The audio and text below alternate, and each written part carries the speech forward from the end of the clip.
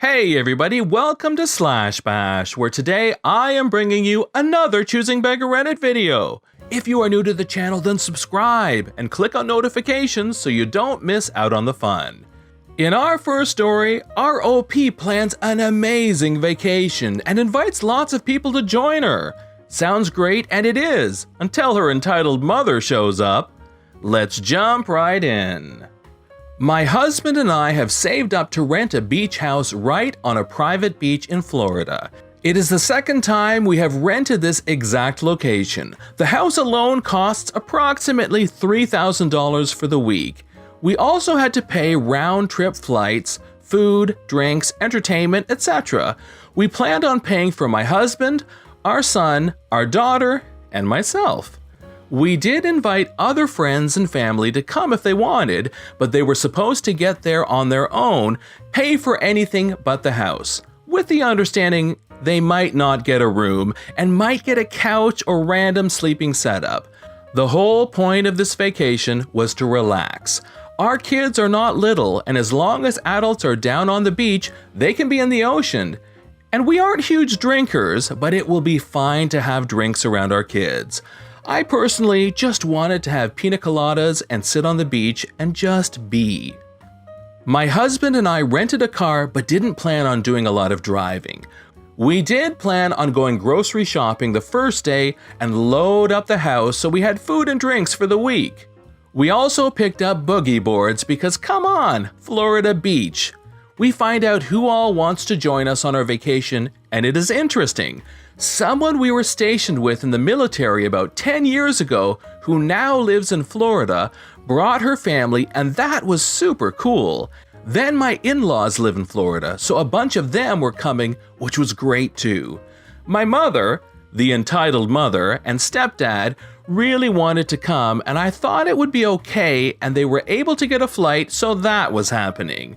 My husband and I made it known that we did not want to make a bunch of plans. We wanted to relax.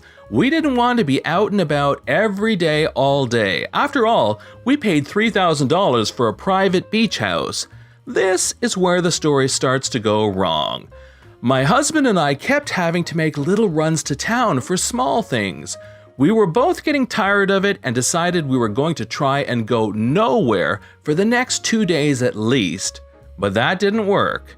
See, entitled mother and stepdad didn't rent a car and were not on our rental agreement, so they couldn't take our car. We had just gotten back from the trip where we said we wanted to stop going out when stepdad came out of the house as I was walking up the stairs. Stepdad asked if there was any way I would mind taking him into town for snorkel gear. He looked so excited. I looked at my husband and he shrugged. I said, okay, but let's make sure no one else needs anything because after this, I am not going anywhere for a couple of days. He said, great, and even asked if I was sure and okay with taking him. I said yes, as long as I can stay home after this for a while. We checked in with everyone we could find. This was everyone but entitled mother. No one needed anything. I did ask where entitled mother was. She was out walking the beach. Here is the thing about entitled mother when she is on the beach. You won't see her for hours as she goes and walks, talks, picks shells, and who knows what else. The point I am making is entitled mother was not there, and I was not going to go attempt to find her. I did look to see if she happened to be on the beach in front of the house. She was not.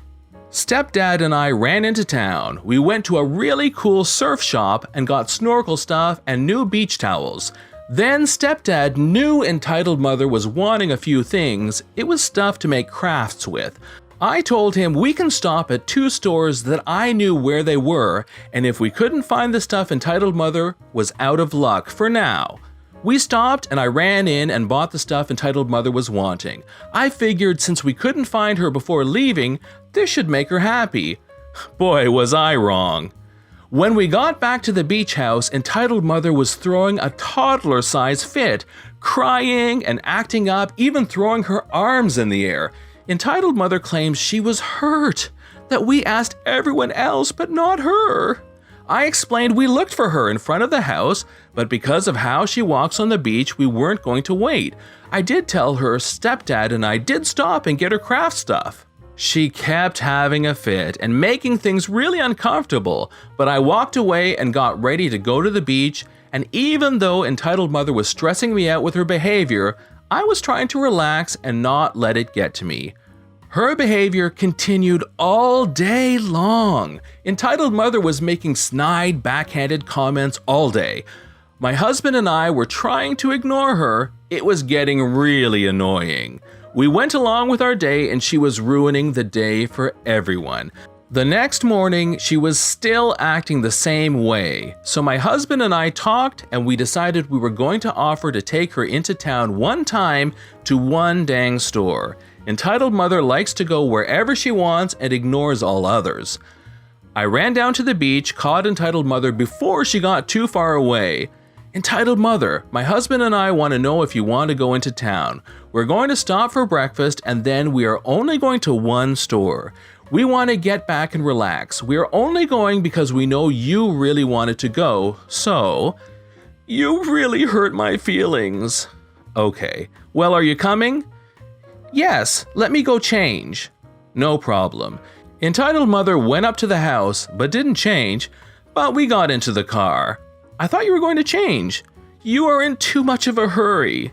You could have changed. In my head, I'm thinking, whatever. We stop for breakfast and we sit at a four-top. My husband and I sit next to each other, and entitled mother sits across from me. We order, get our drinks, and our food comes.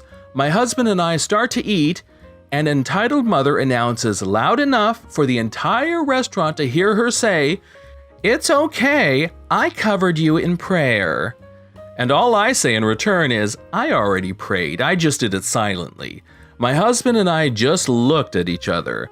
After we paid for breakfast, we went down the road to the store. We were walking around, not rushing entitled mother at all.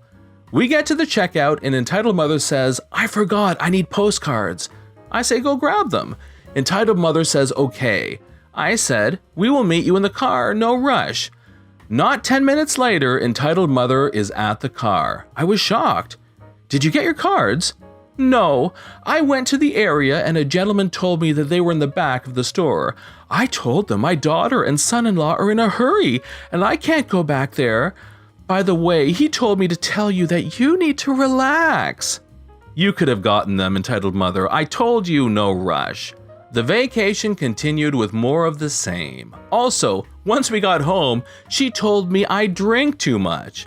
I told her I didn't drink nearly enough having her on the vacation, and I let her know I didn't even drink enough to get buzzed because I was dealing with her.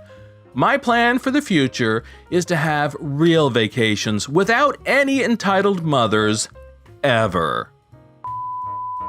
In story number 2, we have a choosing beggar shop thief who becomes very insulted when her honesty is questioned.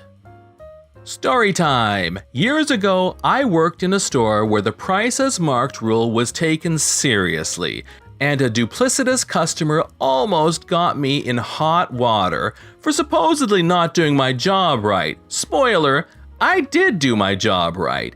I can't for the life of me remember the exact dialogue, so I'm just going to give you the gist of it.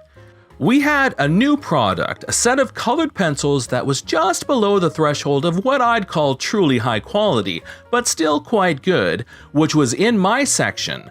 I had stocked them and put the bin tags on a day or two before the incident.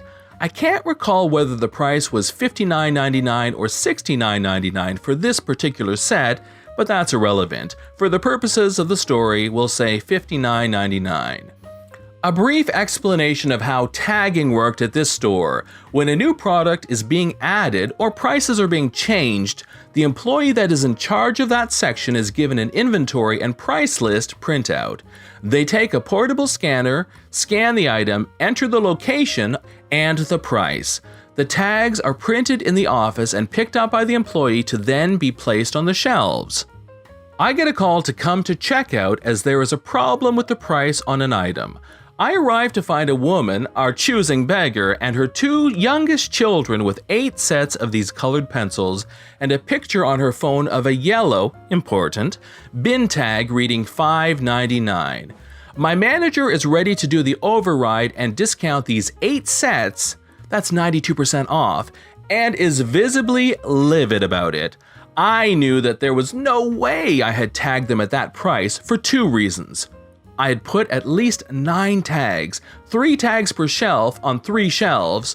I had used gray bin tags as per protocol for my section. Only one other section used gray, the rest of the store used yellow. I asked them to wait while I investigated. Choosing Beggar expresses her shock and outrage that we are impugning her integrity. Sure enough, there was a yellow $5.99 tag amidst a sea of gray $59.99. I checked behind the boxes of merchandise and lo and behold, what did I find? The erstwhile gray bin tag. For the coup d'etat, I grabbed a scanner and tracked down what the tag actually belonged to. I want to say it was an inexpensive set of markers from our feature aisle and took pictures of all of it. I came back up to the register and let them know that I had discovered the source of the confusion, and I'll be happy to give them evidence. Customer begins to berate every employee involved, cashier, manager, and myself, loudly decrying the fact that she is the customer, and she's simply asking us to uphold the store's policies, while accusing us of being in cahoots to rip her off. I pulled up the photos I had taken and showed them to the manager and Choosing Beggar. Picture number 1, a yellow bin tag that precisely matched the one in question on the shelf with the product it was meant to be with. Picture number 2, a view of the incorrect yellow tag in a sea of correct gray ones. Picture number 3, where I found the missing bin tag. She waddled out so fast. Turns out she has done this at 2 of the 4 nearby sister stores with similar items. In order to make this believable, Choosing Beggar had to track down an item with a price that matched the first 3 digits of the price she was aiming for. Choosing Beggar had done this with a different item at each store. Freaking nuts! This has been John from Slash Bash. Thanks for watching. If you've enjoyed the video and want to see more of them, then hit that subscribe button. We'd love for you to drop a like, share it with your friends, and we will see you in the next one.